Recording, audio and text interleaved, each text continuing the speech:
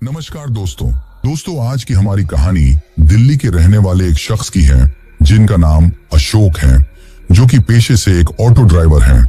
तो चलिए अब ये कहानी ऑटो ड्राइवर अशोक के पॉइंट ऑफ व्यू से सुनते हैं। दोस्तों, मेरा नाम अशोक है और मैं दिल्ली का रहने वाला हूँ। पेशे से मैं एक ऑटो ड्राइवर हूँ। आज जो डरावनी कहानी मैं आप लोगों को सुनाने जा रहा हूँ वो मेरे जीवन में घटी एक बहुत ही भयंकर और डरावनी घटना के बारे में है। दरअसल वो डरावनी घटना आज से लगभग 8 साल पहले हुई थी।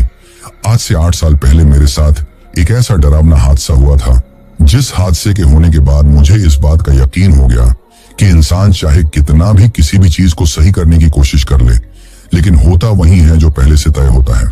या फिर कई बार कई चीज ऐसी भी होती है जो पहले से तय नहीं होती है, लेकिन अगर हम किसी ऐसी चीज या किसी ऐसी जगह के संपर्क में आ जाते हैं जहां पर जाने के बाद या उस चीज के आमने सामने होने के बाद हम लोगों के लिए एक नई मुसीबत खड़ी हो जाती है। आज की इस कहानी में भी मेरे साथ आगे कुछ ऐसा ही होने वाला है, जिसके बारे में आज मैं आप लोगों के सामने मेरी ये डरावनी कहानी लेकर आया हूँ। दरअसल आज से लगभग 8 साल पहले सन 2016 में मेरी शादी को हुए लगभग 2 साल हो चुके थे और शादी होने के 2 साल के बाद भी मैं बिल्कुल बेरोजगार था। मेरे पास कोई भी काम नहीं था और मैं सारे दिन ऐसे ही इधर उधर घूमा करता था। मेरे पिताजी की एक साइकिल रिपेयरिंग की दुकान थी, जिससे पिताजी जितना भी कमा कर लाते थे उसी से हमारे घर का गुजारा होता था। लेकिन मेरे साथ के जो बाकी के सभी दोस्त थे वो अपनी अपनी जिंदगी में आगे बढ़ चुके थे और उनमें से हर कोई एक ऐसे धंधे में या फिर किसी नौकरी में सेट हो गया था जहां से उनकी अच्छी खासी कमाई हो रही थी। और उन लोगों में से कोई भी मेरी तरह बेरोजगार नहीं था।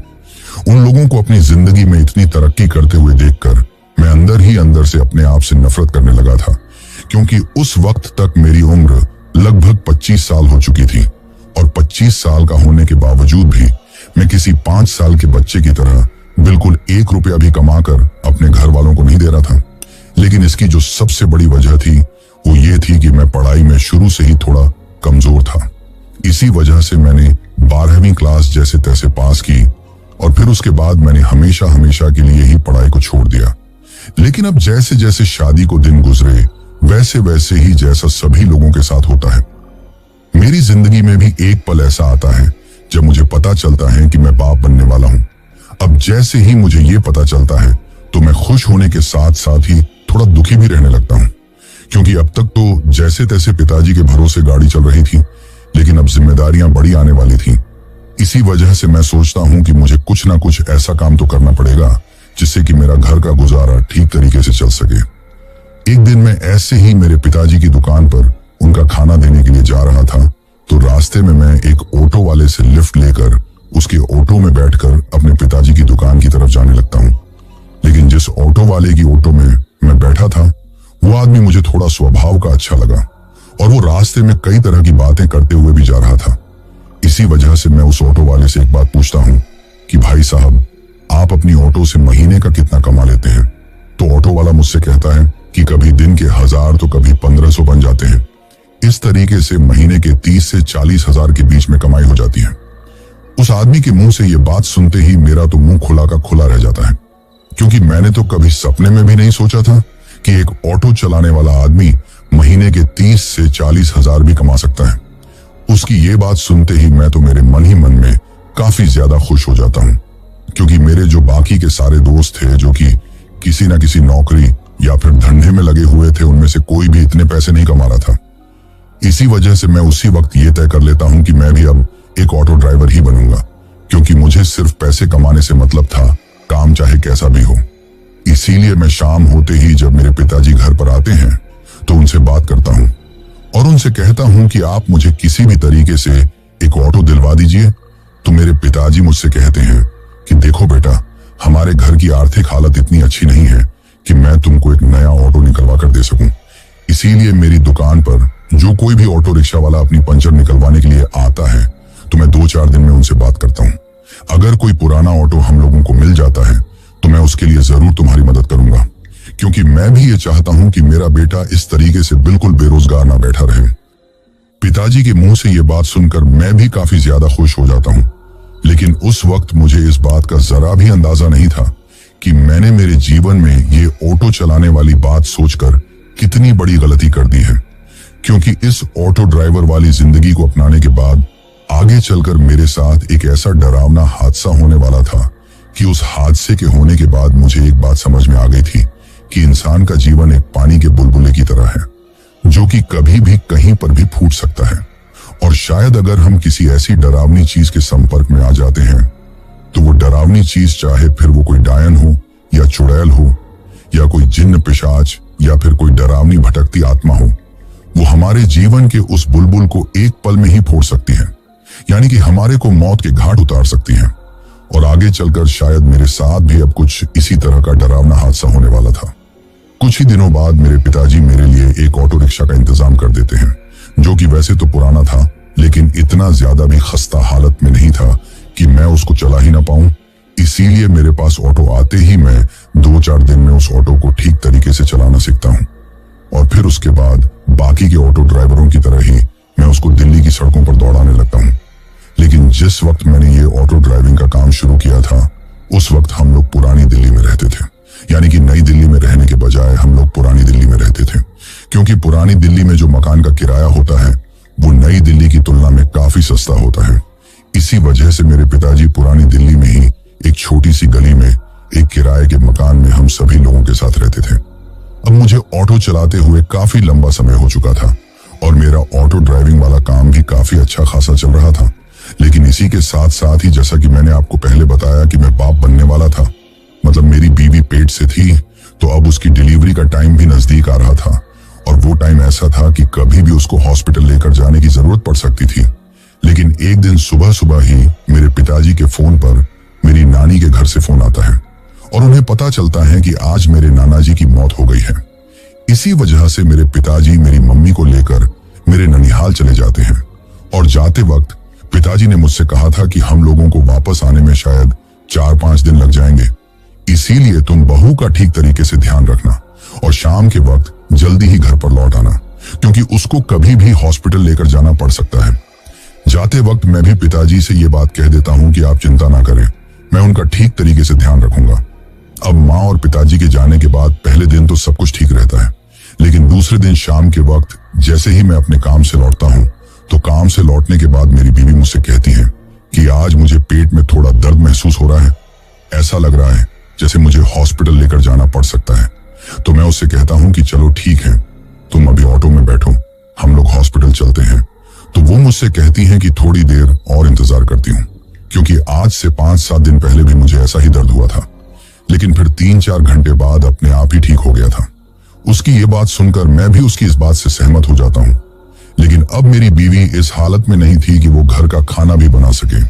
इसी वजह से मैं उसको आराम करने का बोलकर खुद से ही हम दोनों के लिए घर पर खाना बनाने लगता हूँ। अभी मैं रोटियां बनाने के लिए आटा लगा ही रहा था और मेरे पूरे हाथ आटे में हो ही रखे थे कि तभी मेरी बीवी जोर जोर से चिल्लाने लगती है और मुझसे कहने लगती है कि जल्दी से मेरे पास आ जाओ। उसकी ये आवाज सुनकर मुझे समझ में आ गया था कि अब उसको हॉस्पिटल लेकर जाने वक्त का वक्त आ गया है। इसी वजह से मैं उसी वक्त अपने आटे के हाथों को साफ करता हूँ और तुरंत भागते हुए कमरे में जाकर ऑटो की चाबी लेकर आता हूँ, फिर उसको उठाकर ऑटो में बिठाता हूँ। लेकिन उस वक्त ऑटो में बैठाते समय जब मैंने अपने मोबाइल में टाइम देखा तो उस वक्त तक रात के लगभग 9 बज चुके थे।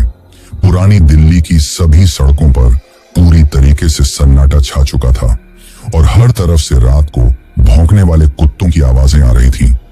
अभी मैं अपनी बीवी को अपने घर से लेकर निकला ही था कि घर से थोड़ी दूर आगे जाते ही बारिश आना भी शुरू हो जाती है। अब मैं बारिश की उन तेज रफ्तार वाली बूंदों के बीच में अपने ऑटो को दिल्ली की उन पुरानी टूटी फूटी सड़कों पर हल्की सी हेडलाइट की रोशनी में जितना जल्दी हो सके उतना जल्दी हॉस्पिटल की तरफ लेकर जाने की कोशिश कर रहा था। रास्ते में बीच बीच में मैं अपनी बीवी को भी इस बात की तसल्ली दे रहा था कि जल्दी ही हॉस्पिटल आने वाला है, तुम बस थोड़ा सा सब्र रखो। अब मुझे जिस हॉस्पिटल में अपनी बीवी को लेकर जाना था वो हॉस्पिटल अभी भी मेरे से लगभग 4 से 5 किलोमीटर दूर था, लेकिन अगर मैं चाहता तो उसको 1 से 1.5 किलोमीटर की दूरी में ही उस हॉस्पिटल में पहुंचा सकता था। अब मेरे मुंह से ये बात सुनकर आप लोग भी थोड़ी सोच में पड़ गए होंगे कि 4 से 5 किलोमीटर की दूरी को मैं 1 से 1.5 किलोमीटर में ही कैसे पार कर सकता था।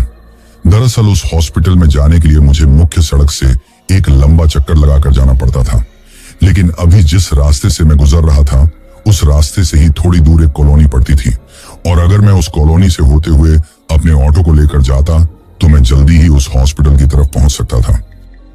लेकिन मैंने पहले भी बहुत से ऑटो ड्राइवर से यह बात सुनी थी कि भूलकर भी किसी को भी दिन ढलने के बाद उस कॉलोनी की तरफ नहीं जाना चाहिए, क्योंकि उस कॉलोनी में आज भी उन लोगों की आत्मा भटकती है जिन्होंने अपने घर पर एक साथ खुद को फांसी लगाकर मार डाला था। यानी कि उस कॉलोनी में एक ऐसा घर था जिसके परिवार के सभी लोगों ने किसी बाबा के झाड़ फूक के चक्कर में आकर अपने आप को फांसी लगाकर खत्म कर लिया था। लेकिन वो हादसा होने के बाद से ही उस कॉलोनी में अजीब अजीब तरह की डरावनी घटनाएं होने लगी थी, और उन घटनाओं से परेशान होकर उस कॉलोनी के सभी लोगों ने उस कॉलोनी को छोड़ दिया था। और आज के वक्त वो कॉलोनी पूरी तरीके से सुनसान और वीरान पड़ी हुई थी। यहाँ तक कि दिन के वक्त भी कोई भी उस कॉलोनी की तरफ जाने की गलती नहीं करता था। लेकिन ये सब जानने के बावजूद भी मेरा उस कॉलोनी से होते हुए ही उस हॉस्पिटल की तरफ जाने का मन बार बार कर रहा था, क्योंकि मेरे से मेरी बीवी का वो दर्द देखा नहीं जा रहा था। इसी वजह से मैं अपने ऑटो को उस कॉलोनी के रास्ते से होते हुए ले जाने लगता हूँ।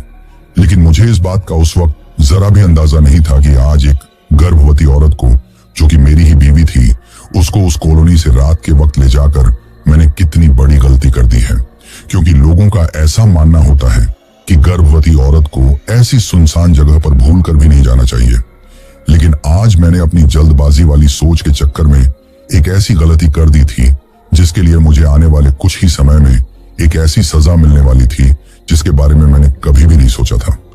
अभी मैं उस कॉलोनी के बिल्कुल बीचों बीच से गुजर रहा था, लेकिन उस कॉलोनी के बीचों बीच से गुजरते वक्त भी वहां के चारों तरफ का नजारा देखकर मेरा कलेजा बार बार अजीब तरीके से धड़क रहा था, क्योंकि उस वक्त वहां का जो माहौल था वो काफी ज्यादा सुनसान था, और उस कॉलोनी के किसी भी घर में लाइट नहीं जली हुई थी। हर तरफ बिल्कुल डरावनी आवाजें आ रही थी और चारों तरफ सिर्फ अंधेरा ही अंधेरा था। रास्ते में ऑटो चलाते वक्त मैं बार बार इधर उधर भी देख रहा था, क्योंकि मुझे इस बात का डर था कहीं मेरे साथ भी कोई ऐसी डरावनी घटना या कोई ऐसा डरावना हादसा ना हो जाए जिसके चलते मेरे साथ भी कुछ ऐसा हो जो कि मैंने पहले बहुत से लोगों के मुंह से उनकी कहानियों में सुना था। लेकिन उस वक्त मुझे इस बात का जरा भी अंदाजा नहीं था कि आने वाले दिनों में लोग बाकी की कहानियों की तरह ही मेरी कहानी भी लोगों को सुनाएंगे, क्योंकि आज सच में मेरे साथ वहां पर कुछ ऐसा होने वाला था जिसकी मैंने कभी कल्पना भी नहीं की थी। अभी मैं अपने ऑटो को उस कॉलोनी में से ले जाते वक्त इधर उधर झांकते हुए जा ही रहा था कि तभी एक घर के सामने से गुजरते वक्त अचानक से ही मुझे ऐसा एहसास होता है कि जैसे उस घर के गेट पर कोई खड़ा हुआ है। लेकिन उस वक्त मेरा ऑटो इतनी तेज रफ्तार में था कि मैंने ठीक तरीके से उसकी तरफ ध्यान नहीं दिया।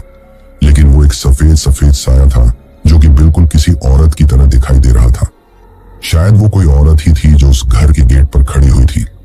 लेकिन जैसे ही मेरे दिमाग में ये विचार आता है तो मैं अपने आप से ही कहता हूँ कि अरे अशोक, तू पागल हो गया है। रात के वक्त भला इस सुनसान कॉलोनी में कोई औरत यहाँ पर क्या कर रही होगी?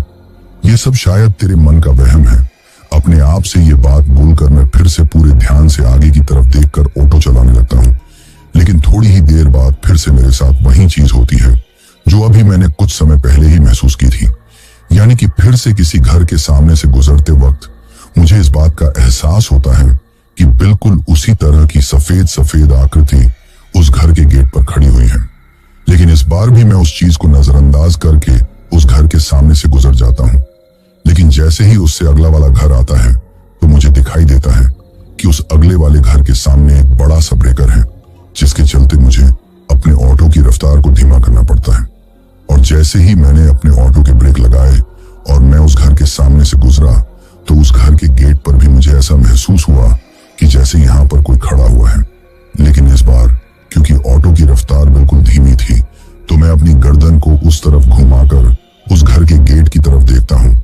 जैसे ही मैं उस घर के गेट की तरफ देखता हूँ तो मुझे दिखाई देता है कि उस घर के गेट पर वास्तव में ही सच में एक औरत खड़ी हुई है, जिसने की पूरी तरीके से एक सफेद रंग की साड़ी पहन रखी है और उसके सिर के बाल उसकी कमर तक आगे की तरफ आए हुए हैं। लेकिन रात के उस घने अंधेरे में आखिर वो औरत वहां पर क्या कर रही थी, यही बात सोचकर मैं काफी ज्यादा डर जाता हूँ। लेकिन जैसे जैसे मेरा ऑटो जैसे वैसे ही मैं उस औरत की तरफ काफी गौर से देखता हूँ। जैसे ही मैं उसकी तरफ गौर से देखता हूँ तो मुझे दिखाई देता है कि उस औरत का चेहरा पूरी तरीके से जला हुआ है और रात के उस घने अंधेरे में वो औरत मुझे इतनी ज्यादा डरावनी दिखाई दे रही थी कि उसको गौर से देखते ही मेरे पूरे बदन पर पसीना आ जाता है और डर के मारे मेरा गला सूख जाता है। क्योंकि जैसा कि मैंने पहले उस कॉलोनी के बारे में कहानियों में सुना था, अब कुछ वैसा ही मुझे मेरी आंखों के सामने दिखाई दे रहा था। लेकिन मैं उस वक्त डर नहीं सकता था क्योंकि पीछे की तरफ मेरी गर्भवती बीवी बैठी हुई थी जिसको जितना जल्दी हो सके मुझे हॉस्पिटल में लेकर जाना था। इसीलिए मैं उस बात को भी नजरअंदाज कर देता हूँ और उसके बारे में अपनी बीवी से भी कुछ नहीं कहता हूँ।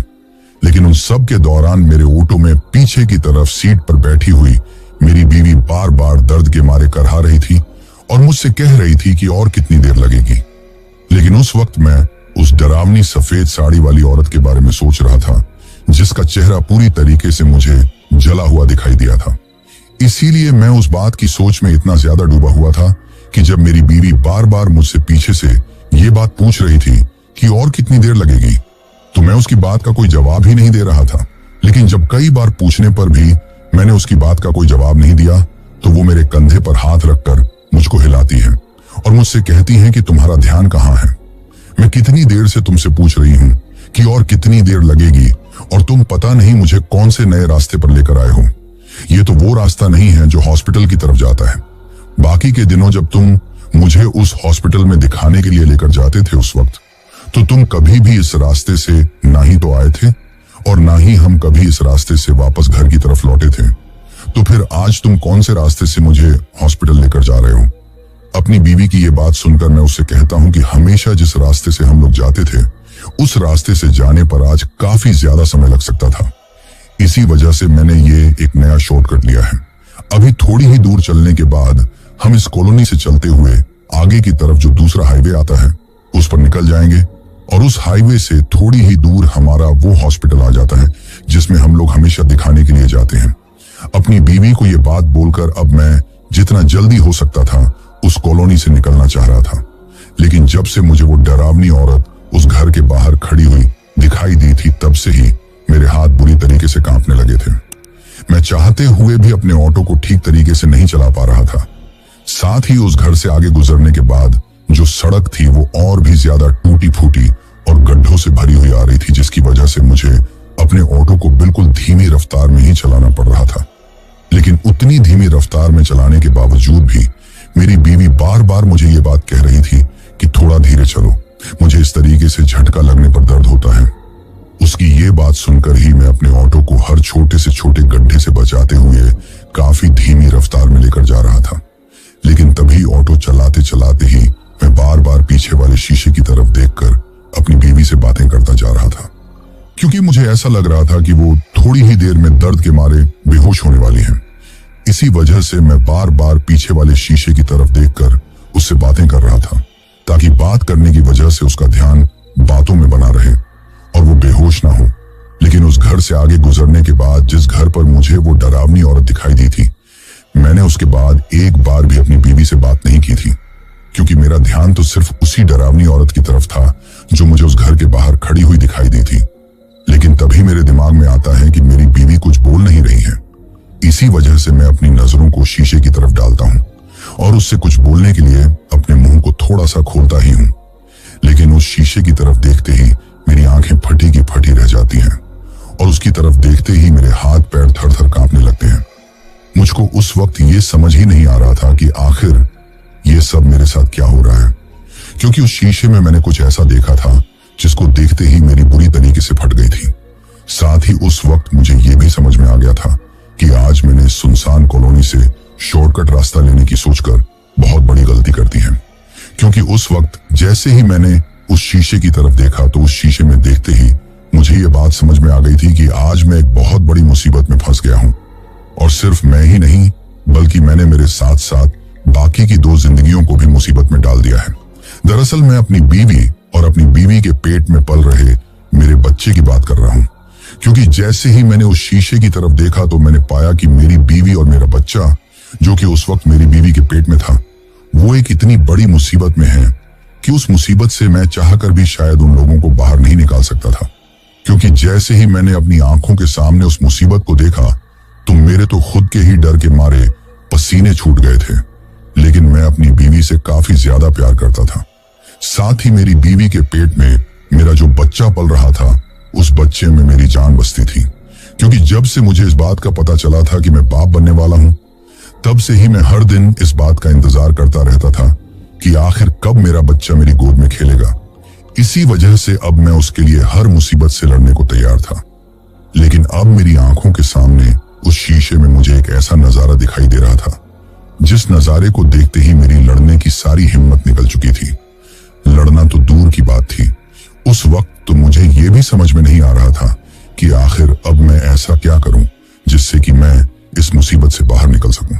दरअसल उस वक्त जैसे ही मैंने अपनी बीवी से बात करने के लिए अपनी नजरों को उस शीशे की तरफ घुमाया, तो उस शीशे की तरफ देखते ही मुझे उस शीशे में दिखाई देता है कि मेरी बीवी के बगल में ही पीछे वाली सीट पर अब वही डरावनी औरत बैठी हुई है, जो उस वक्त मुझे उस सुनसान और खंडहरनुमा मकान के सामने उस गेट पर खड़ी हुई दिखाई दी थी।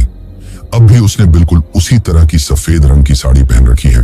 साथ ही उसी तरीके से उसके सिर के लंबे लंबे बाल उसके आधे से ज्यादा चेहरे के सामने आए हुए हैं। लेकिन बालों के अलावा उसका जो आधा चेहरा दिखाई दे रहा था, वो पूरी तरीके से इस तरीके से जला हुआ दिखाई दे रहा था, जिस तरीके से उस वक्त मुझे जब वो उस मकान के गेट पर खड़ी हुई दिखाई दी थी तब दिख रहा था। लेकिन अब वो घूर घूर कर उस शीशे की तरफ देख रही थी जिस पर मैं देख रहा था। यानी कि उस वक्त मेरी और उस डरावनी औरत की नजरें बिल्कुल मिली हुई थी। लेकिन जैसे ही उसकी और मेरी नजरें मिलती हैं, तो वो मेरी तरफ देखकर अजीब तरीके से मुस्कुराती है। जैसे ही वो मुस्कुराती है तो मुझे उसका मुंह इतना ज्यादा डरावना लगता है कि उसको देखते ही मेरे सिर से दुगनी रफ्तार से पसीना टपकने लगता है। साथ मुझे दिखाई देता है कि उसके मुंह का पूरा जबड़ा खून से सना हुआ है, और जैसे ही उसने मुस्कुराने के लिए अपना मुंह खोला तो उसके मुंह से एक खून की लार टपकने लगती है। लेकिन उस वक्त मुझे यह भी दिखाई देता है कि उसके बगल में ही मेरी जो बीवी थी, अब वो बेहोश हो चुकी है। लेकिन उस वक्त वो जो डरावनी औरत मेरी बीवी के साथ में पीछे वाली सीट पर बैठी हुई थी, उसने अपने एक हाथ को मेरी बीवी के कंधे पर डाल रखा था और दूसरे हाथ को उसने मेरी बीवी के पेट में मेरा जो बच्चा था उस पेट पर रख रखा था, और वो बार बार अपने हाथ को मेरी बीवी के पेट पर चला रही थी। लेकिन शायद उस वक्त मेरी बीवी पूरी तरीके से बेहोश हो चुकी थी। इसी वजह से उसे इस बात का जरा भी एहसास नहीं था कि उसके बगल में कितना बड़ा खतरा बैठा हुआ है। लेकिन अब मुझे ये समझ में आ गया था कि आज इस डरावनी औरत ने मेरी गर्भवती बीवी को देखकर इसका पीछा कर लिया है। लेकिन उस वक्त मुझे ये बात समझ में नहीं आ रही थी कि आखिर चलते हुए ऑटो में ये औरत अचानक से ही कब बैठ गई। मुझे इस बात का जरा भी एहसास नहीं हुआ था कि कोई मेरे ऑटो में हम दोनों के अलावा भी बैठ गया है। अभी मेरी और उस डरावनी औरत की नजरें एक दूसरे से मिली हुई ही थी कि तभी मेरे कानों में मुझे एक तेज आवाज सुनाई देती है, और वो आवाज किसी और चीज की नहीं बल्कि मेरे ऑटो के टायर में से हवा निकलने की थी। वो आवाज उस वक्त इतनी तेज आई थी कि उस आवाज को सुनते ही एक पल के लिए अचानक से ही मेरा उस शीशे के ऊपर से ध्यान हट जाता है और मुझे समझ में आ जाता है कि शायद मेरे ऑटो का पहिया पंचर हो गया है। लेकिन ये बात सोचते ही जैसे ही मैं फिर से शीशे की तरफ देखता हूं तो मुझे पीछे वाली सीट पर मेरी बीवी के अलावा अब कोई भी बैठा हुआ दिखाई नहीं देता है। जैसे ही मुझे शीशे में कोई भी बैठा हुआ दिखाई नहीं देता है तो मैं एक बार तसल्ली करने के लिए डरते डरते पीछे की तरफ मुड़कर देखता हूं। लेकिन जैसे ही मैं पीछे की तरफ मुड़कर देखता हूं तो मुझे दिखाई देता है कि सच में अब कोई भी पीछे की तरफ बीवी के बगल में बैठा हुआ नहीं है। इसी वजह से मैं अपनी पानी की बोतल उठाता हूं और अपनी बीवी के चेहरे पर पानी के छींटे मारता हूं। उसको कहता हूं कि होश में आओ। लेकिन इसके साथ ही मैं ऑटो के चारों तरफ घूमकर अपने ऑटो के पहिए को देखने लगता हूं कि कौन से पहिए की हवा निकली है। अभी मैं अपने ऑटो के चारों तरफ घूमकर ये देखने की कोशिश ही कर रहा था कि ऑटो के तीनों पहियों में से आखिर कौन से पहिए की हवा निकली है। लेकिन तीनों पहियों को देखने के बाद भी मुझे ऐसा कुछ भी दिखाई नहीं दिया जिससे मुझे ये लगे कि इस पहिए की हवा निकली है, क्योंकि उस वक्त तीनों पहिए बिल्कुल सही कंडीशन में थे। लेकिन जैसे ही मैं लास्ट वाले पहिए को देखने के लिए ऑटो के पीछे की तरफ जाता हूं तो ऑटो के पीछे की तरफ जाते ही जैसे ही मैंने अंधेरे में पीछे की तरफ देखा तो मेरे होश उड़ जाते हैं, क्योंकि उस वक्त मेरे ऑटो के बिल्कुल पीछे वही डरावनी सफेद साड़ी वाली औरत खड़ी हुई थी, जो कि अभी कुछ देर पहले ही मुझे अपने ऑटो में पीछे की तरफ मेरी बीवी के बगल में बैठी हुई दिखाई दे रही थी। लेकिन जैसे ही मैं ऑटो के पीछे की तरफ गया तो इस बार उसने अचानक से ही अपने हाथ को मेरी तरफ बढ़ाया और मेरे गले को पकड़ लिया। उस वक्त जैसे ही उसने मेरे गले को पकड़ा तो उसका स्पर्श जैसे ही मेरे गले पर हुआ तो मुझे इस बात का एहसास हुआ कि उसकी जो त्वचा है वो बहुत ज्यादा रुखी और सूखी हुई है। उसके हाथ ऐसे लग रहे थे जैसे किसी बूढ़ी औरत के हाथ हों। साथ ही उसके हाथों पर लंबे लंबे नाखून थे, जिनको वो उस वक्त मेरे गले पर बुरी तरीके से अंदर की तरफ घुसाने की कोशिश कर रही थी। उस वक्त उसने मेरे गले को इतनी जोर से पकड़ रखा था कि मुझे ऐसा लग रहा था कि मैं यहाँ पर थोड़ी ही देर में मर जाऊंगा। लेकिन मेरे को उस तरीके से पकड़कर वो अजीब तरीके से मेरी तरफ देखकर हंसने लगती है। जैसे ही वो अपनी डरावनी आवाज में हंसने लगती है तो वहां पर एक अजीब तरीके की ठंडी ठंडी हवा चलने लगती है, जिसकी वजह से उसके चेहरे पर आगे की तरफ जो बाल आए हुए थे वो अब हवा की वजह से उठकर पीछे की तरफ होने लगते हैं।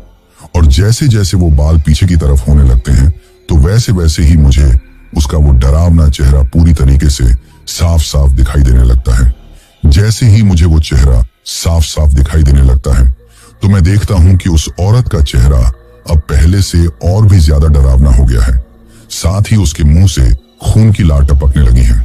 ये चीज देखते ही मुझे समझ में आ जाता है कि ये कोई जिंदा औरत नहीं है, बल्कि ये एक डरावनी डायन या फिर कोई भटकती हुई आत्मा है, जिसने आज इस सुनसान कॉलोनी में हम लोगों को रात के वक्त देखकर हमारा पीछा कर लिया है।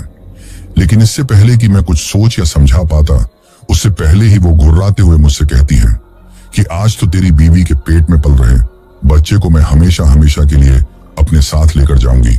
साथ ही तुम दोनों को भी मारकर तुम्हारी आत्मा को अपने साथ अपनी टोली में शामिल कर लूंगी, क्योंकि मेरे साथ मेरे घर में रहने वाला कोई भी नहीं है। मुझसे ये बात कहकर वो अजीब तरीके से घुर्राते हुए हंसने लगती है। लेकिन उस वक्त मुझे अपने आप से ज्यादा अपनी बीवी और अपनी बीवी के पेट में पल रहे मेरे बच्चे की चिंता होने लगती है। उस वक्त मैं बार बार उसके उस डरावने हाथ से अपने गले को छुड़ाने की कोशिश कर रहा था, लेकिन उस वक्त उसका चेहरा मुझे इतना ज्यादा डरावना दिखाई दे रहा था कि मुझे उस वक्त ऐसा लग रहा था कि इस औरत के मारने से पहले ही, यानी कि इस डरावनी चुड़ैल या डायन के मारने से पहले ही मैं डर के मारे ही मर जाऊंगा। अब ऐसी मुसीबत में जैसा कि हर इंसान के साथ होता है, उस वक्त मेरे साथ भी कुछ वैसा ही होता है और मैं भी वही करता हूं जो हर मुसीबत में हर इंसान करता है, यानी कि उस वक्त मैं मन ही मन भगवान को याद करने लगता हूं और भगवान से प्रार्थना करने लगता हूं कि हे भगवान, आज मुझे किसी भी तरीके से इस मुसीबत में से निकाल लो। भले ही मैं कभी अकेला रहूं, तब मुझे ऐसी मुसीबत में फंसा देना। लेकिन आज मेरे साथ मेरी बीवी और उसके पेट में पल रही एक ऐसी नन्ही जान है जो अभी तक तो इस दुनिया में आई भी नहीं है, यानी कि उसने तो अब तक इस दुनिया को देखा भी नहीं है। तो इस दुनिया में आने से पहले ही आप उसको कैसे खत्म करवा सकते हो? मैं बार बार भगवान से मन ही मन प्रार्थना कर रहा था, लेकिन तभी वहां पर कुछ ऐसा होता है जिसकी मैंने कल्पना भी नहीं की थी। दरअसल उस वक्त उस डायन ने मुझे अपने नुकीले नाखून वाले हाथ से मेरे गले से पकड़कर ऊपर की तरफ हवा में उठा रखा था। उसने मुझे पूरी तरीके से मेरे ऑटो के पीछे की तरफ लगा रखा था, लेकिन तभी कोई पीछे से उसके सिर पर इतनी तेज वार करता है कि उस वक्त उसकी आंखें इतनी बुरी तरीके से चकरा जाती हैं कि वो पलक झपकते ही वहां से गायब हो जाती हैं। लेकिन जैसे ही वो गायब होती हैं तो मैं धड़ाम से नीचे गिरता हूं और मुझे बहुत तेज खांसी आने लगती है। लेकिन नीचे गिरते ही खांसने के साथ मैं ऊपर अपनी नजरों को करके ये देखने की कोशिश करता हूं कि आखिर वो कौन है जिससे आज मुझे इतनी बड़ी मुसीबत से बचा लिया है। लेकिन जैसे ही मैंने अपनी नजरों को ऊपर की तरफ घुमाकर देखा तो मुझे विश्वास ही नहीं हुआ कि आज इस तरीके से मैं इस मुसीबत से निकला हूं। साथ ही जब आप लोग भी उस चीज के बारे में सुनेंगे कि मैं किस तरीके से वहां से बचकर निकला, तो आप लोग भी अचंभित हो जाएंगे। दरअसल उस वक्त जैसे ही मैंने अपनी नजरों को ऊपर की तरफ घुमाकर देखा तो मुझे दिखाई देता है कि मेरी ही बीवी जो उस वक्त पेट से थी, उसने अपने हाथ में एक लोहे का बड़ा सा डंडा ले रखा है और उसी ने उस डंडे से उस डरावनी डायन के सिर पर इतनी तेज तरीके से वार किया था कि अपने सिर पर उस तरीके से लगते ही वो पलक झपकते ही वहां से गायब हो गई थी। उस वक्त मेरी बीवी इतनी अजीब तरीके से जोर जोर से सांस ले रही थी और उस वक्त मुझे उसकी आंखों में एक ऐसा तेज दिखाई दे रहा था कि उसको देखकर ऐसा लग रहा था कि शायद उस वक्त उसके अंदर किसी और ही चीज का जोश आ रखा हो। यानी कि उस वक्त मुझे ऐसा लग रहा था कि जैसे उस वक्त वो नहीं बल्कि उसकी जगह वहां पर कोई और ही है। लेकिन तभी वो मुझसे कहती हैं कि तुम ठीक हो, तो मैं उससे कहता हूं कि हाँ। लेकिन उस वक्त मुझे उससे ये बात पूछने की हिम्मत नहीं हुई कि अभी थोड़ी देर पहले तो तुम दर्द में इतनी ज्यादा करहा रही थी और अब अचानक से ही तुम्हारे अंदर इतनी हिम्मत कहां से आ गई कि तुमने उस डायन का मुकाबला कर लिया। लेकिन तभी वो मुझसे कहती हैं कि अब जल्दी से यहां से निकलो। फिर मैं उठकर अपने ऑटो में बैठता हूं और वो भी ऑटो में बैठ जाती हैं और उसके बाद हम लोग हॉस्पिटल में पहुंचते हैं। हॉस्पिटल में ले जाने के बाद उसी रात मेरे एक नन्ही सी बेटी होती है। लेकिन मेरी बेटी के होने के बाद जब मैं अपनी बीवी के पास हॉस्पिटल में बैठा हुआ था तो मैं उस चीज के बारे में उससे पूछता हूं कि उस वक्त तुम्हारे अंदर इतनी हिम्मत कहां से आ गई कि तुमने उस डायन का मुकाबला कर लिया। पर मेरी ये बात पूछने पर उस वक्त उसने जो जवाब दिया, उस जवाब को सुनकर मेरे होश उड़ गए। और जब आप लोग भी उसके उस जवाब के बारे में जानोगे तो आप लोगों को भी अचंभा होगा। दरअसल उस वक्त जैसे ही मैंने उससे ये बात पूछी तो वो मुझसे कहती हैं कि कौन सी डायन और तुम किसके बारे में बात कर रहे हो? मुझे तो कुछ भी याद नहीं है। उस वक्त तो मैं ऑटो में ही बेहोश पड़ी हुई थी।